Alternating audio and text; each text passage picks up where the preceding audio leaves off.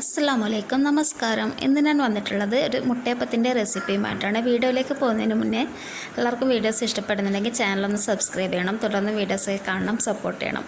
ഈ റെസിപ്പി വളരെ സിമ്പിളായിട്ട് ചെയ്യാൻ പറ്റിയ ഒരു സ്നാക്ക് റെസിപ്പിയാണ്. ഇത് ചെയ്യാൻ വേണ്ടിയിട്ട് ഞാനിപ്പോൾ 3 മൈസൂർ പഴമാണ് എടുത്തിട്ടുള്ളത്. വലിയ സൈസിലുള്ള പഴമായതുകൊണ്ടാണ് 3 എടുത്തിട്ടുള്ളത്. അല്ലെങ്കിൽ നമുക്ക് 4-5 ഒക്കെ എടുക്കാം ചെറുതാണെങ്കിൽ. ഇതിൽ പൂവമ്പഴവും റോബസ്റ്റയും ഒക്കെ ഉപയോഗിക്കാം. ട്രഡീഷണലി ഈ റെസിപ്പി മൈസൂർ പഴം ഉപയോഗിച്ചിട്ടാണ് ചെയ്യുന്നത്. ഞാനിപ്പോൾ ഇതിലേക്ക് 5 സ്പൂൺ പഞ്ചസാര ചേർത്ത് കൊടുത്തിട്ടുണ്ട്.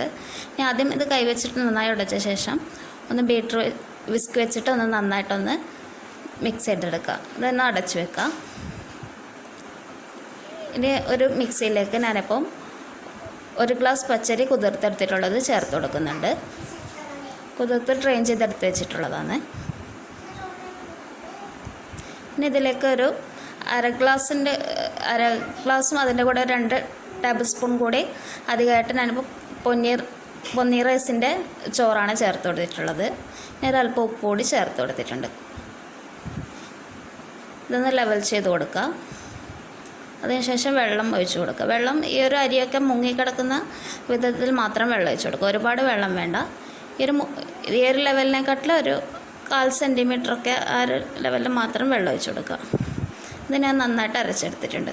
അതുപോലെ തന്നെ യെല്ലോ കുറുവയുടെ ചോറൊക്കെയാണ് യൂസ് ചെയ്യുന്നുണ്ടെങ്കിൽ പകുതി അളവിൽ മാത്രം ചേർത്താൽ മതി.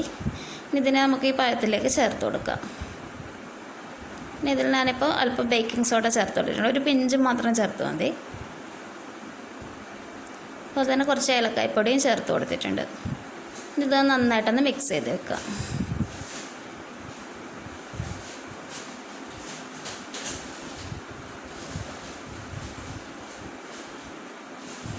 ഇതൊരു 30 മിനിറ്റ് നേരം ഞാനിപ്പോൾ റെസ്റ്റ് ചെയ്യാൻ വെക്കുന്നുണ്ട്.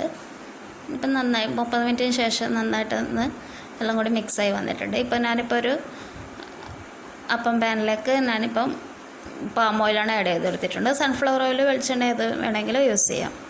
ഇതിലേക്ക് ഈ ബാറ്റർ ചേർത്ത് കൊടുക്കണം. ഇത്ര നിറച്ചും ചേർക്കേണ്ട ആവശ്യമില്ല.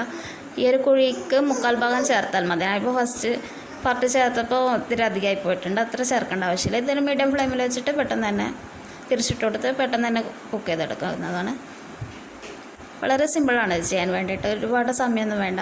വളരെ പെട്ടെന്ന് തന്നെ ചെയ്തെടുക്കാൻ വേണ്ടി പറ്റും. പിന്നെ ഈ ഒരു അളവിൽ തന്നെ നമുക്ക് ഒരുപാട് എണ്ണം ഉണ്ടാവും ചെയ്തെടുത്താൽ. ഇതിൻ്റെ പകുതി അളവിലൊക്കെ ചെയ്താൽ തന്നെ ഒരു 10-20 എണ്ണമൊക്കെ നമുക്ക് ചെയ്തെടുക്കാൻ പറ്റും. ഒരു ഗോൾഡൻ കളറാകുന്ന വരെ ഒന്ന് നന്നായിട്ടൊന്ന് ഫ്രൈ ചെയ്തെടുക്കുക. നല്ലൊരു അടിപൊളി സ്നാക്ക് തന്നെയാണ്. ട്രഡീഷണലി പണ്ടേ നമ്മളൊക്കെ കുട്ടിക്കാലത്തൊക്കെ കാണുന്ന ഒരു സ്നാക്കാണിത്. ഇപ്പം കണ്ടില്ലേ, നല്ല സോഫ്റ്റായിട്ട് വന്നിട്ടുണ്ട്. Thank you for watching.